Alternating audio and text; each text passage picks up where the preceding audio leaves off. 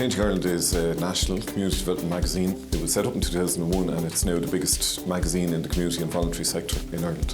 What does that mean though? What's different about us? What we do is we produce journalism about the good news that's out there, that's not being raked up, and by God we're out raking it. And there's loads of it. G.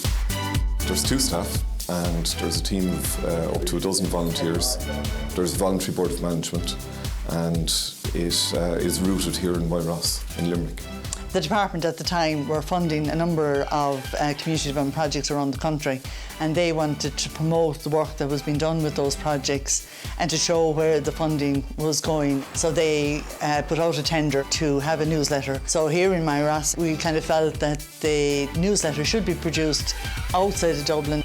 The idea being that it shouldn't be in some ivory tower 3 floors up in some fancy skyscraper in Dublin. It should be in one of the communities that's proven they can rise to challenges, and Moyross certainly has proven that over the years.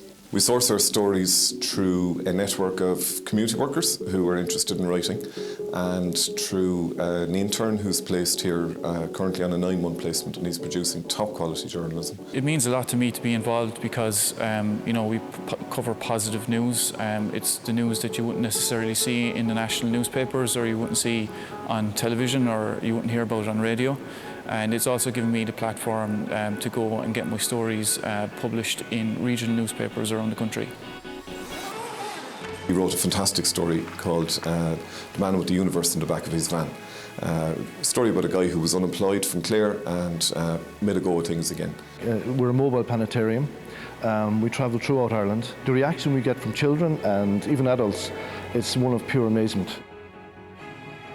What Robert did was produce a spectacular write-up that drove the story onto our front cover, and it was later picked up then by the Clare champion, who also saw how strong a story it was, and it made the cover of their features section last week.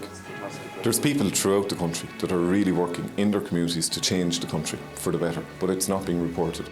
We're looking for the good news, local stories, especially those that other communities might learn from.